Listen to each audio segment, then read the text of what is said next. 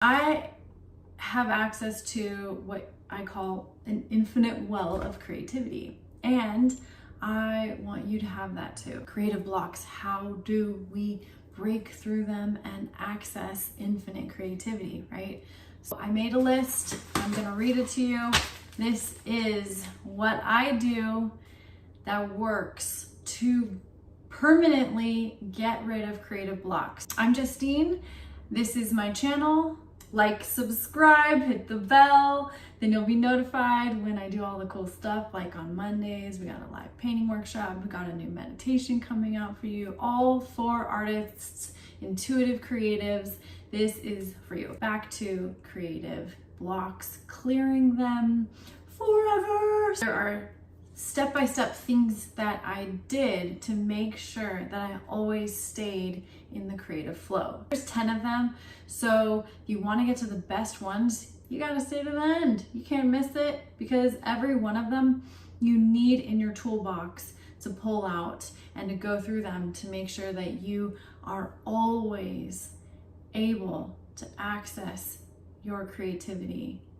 Always. It is so important. If you're not living your life like this, you need to, if you want to be an artist. It's crucial. So these are my top 10. Number 1, you ready? Meditation practice. You have a meditation practice? Say yes, no, yes. Well, now you have one, because every Monday I release a new intuitive guided meditation. So if you don't go already listen to meditations, now you can start, and you can start with the ones I release on Mondays. So go back in there, listen to guided meditations. Mine are all specially created for artists like you in mind. Meditation has been so key for me. It is the most important. It's number 1, okay? But the last one too is really, really important too. So stick with me, okay? Number 2 is a morning routine. You have a morning routine? Say yes, yes, no. Oh, okay, well, you need a morning routine. Morning routine is something that is a guideline and can be flexible for you to go and follow, a step-by-step thing for you to do each day that is in support, putting you in alignment on the path to take baby steps towards where you're going. So you may say, okay, for the next 2 months, I'm gonna be hardcore focused on this specific morning routine. And that could be like, I'm gonna have this for breakfast, so I don't have to think about that. Check. I'm gonna get up and I'm gonna just stretch, and I'm gonna put on a guided meditation. Check, check. Okay, then I'm going to, that's like before anything else. Then you're waking up your mind, you're waking up your body, and you're stretching. And then you're gonna do a sketchbook exercise. You're gonna work on something creative. So you're drawing something, doodling something, you're taking notes, you're journaling on something, okay? Learning something and then putting out. So breathe in and then breathe out. Creatively, energetically. Part of your morning routine, build it in so you don't have to think about it, and you start the day feeling on top. Number 3, go to museums. So I was feeling kind of like lost recently. After I finish a project or something big kind of like completes, there's always a period of, wait, now what, right? Like, now what am I going to create? What am I going to do next? Who am I in this next version of myself in this creative process? Or how am I going to express myself in this new, fresh way? And I was texting with my best friend, and she's in New York, and she's like, Justine, you gotta go to a museum. And I'm like, yeah, that's been on my list, right? I keep reminding myself, like, I gotta go. She's like, well, yeah, you gotta go to a museum. And so you need friends. We're gonna talk about that later. That's one of the other steps, something around there, okay? Stay to the end. All right, so go to museums. Go to natural history museums, dinosaur stuff, like get connected with how other people are creating. I just went and looking around and seeing like how a Picasso and a Mondrian, like how they crack, and it's so inspiring to see how like Kandinsky like just painted oil straight up on cardboard, like so inspiring. And he's one of the first intuitive artists. He and Hilma Klint. Didn't see any of hers, but excited for when I do one day. So anyone hears about an exhibit with her work, please let me know and go to a museum, okay? All right, number 5, take yourself on an art date. Okay, so a museum, yes, but also to a create art date. So plan in a creation time for you to get out into the world and create. Or you can do it at home too, but you just make sure that there's no distractions. Like, you're literally planning a date. You are getting dressed up for it. You are creating space and time because you don't know how long. You're just gonna do a quick date, or you're gonna do like a 3-hour date and be sure you're home by a certain time. Or is it gonna be like a lunch date or dinner date or a whole day date just for you to be connected to your creativity? You've got to plan it in and schedule it. You know, if you want to go on a date with someone, you got to plan it and make it happen and show up for it. Don't just wear your work clothes, your boring stuff. Get dressed up for it. Feel good about it.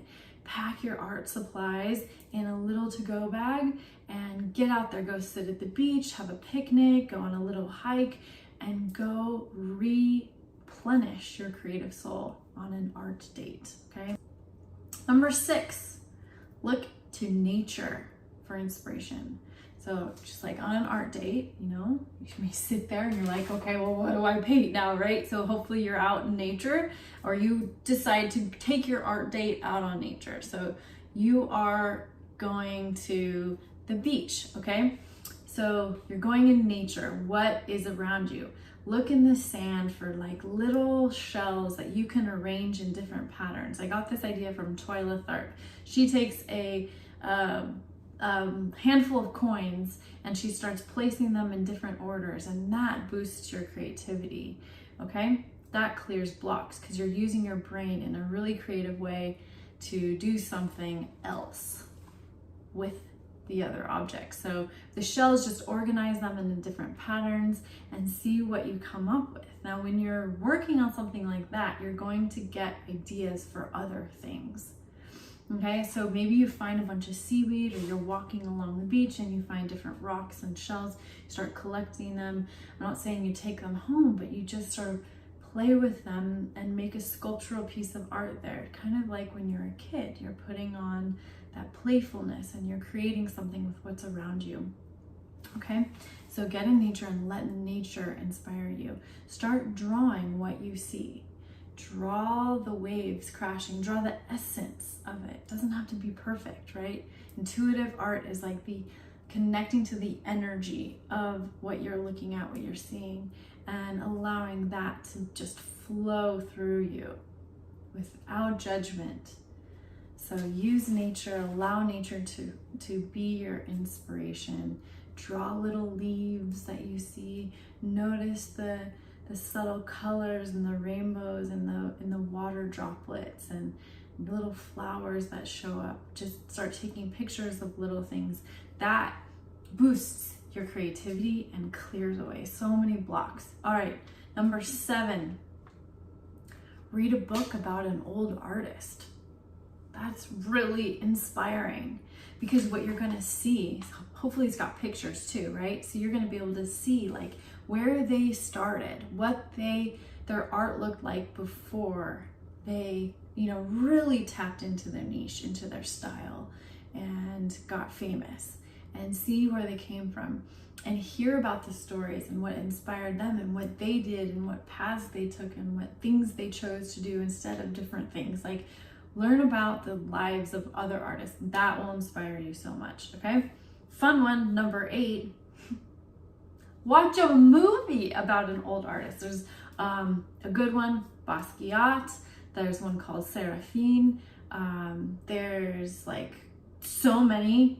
Those are just the first that are coming to mind. So go watch like documentary or inspired story movies about artists. Banksy, Through the Gift Shop, something like that. And then there's one Shepard Fairey, it's about Shepard Fairey and what happens with him. He does the Obama poster anyway. That's a really good one.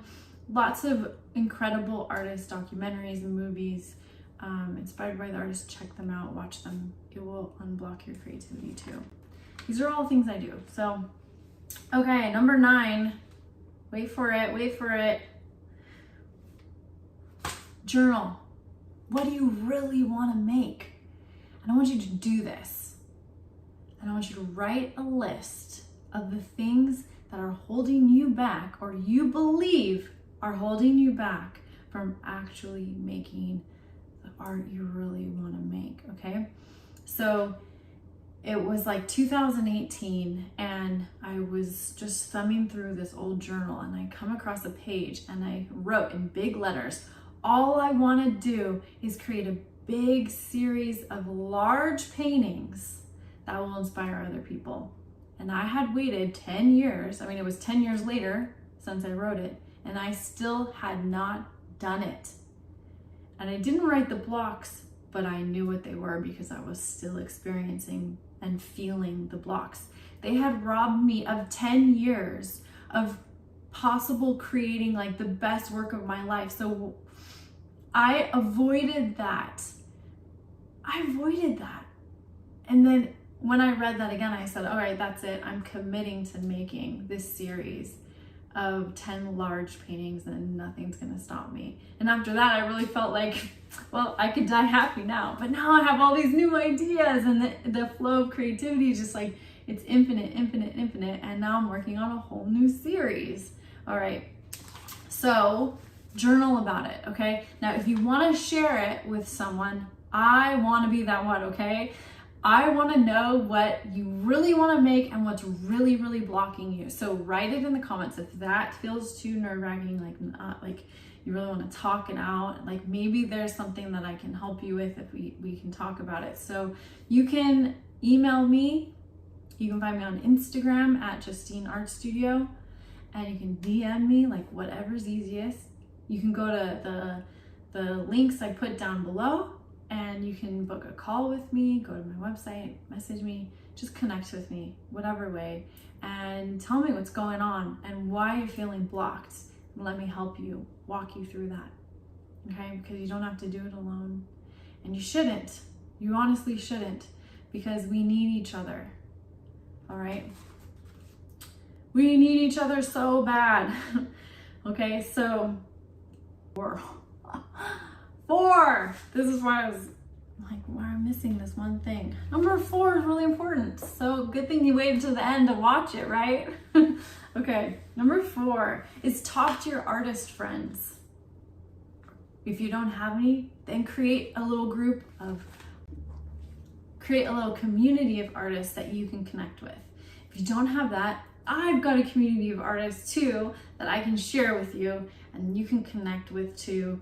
And you just have to message me about that too, and we can talk about how to connect, because we artists, especially intuitive artists, spiritual artists, deeply feeling, meaningful, like to infuse a lot of meaning into our art, deep feeling artists, we need community. It's imperative. All artists need community, but especially those that are like-minded. That's what I'm asking you to seek out and create for yourself.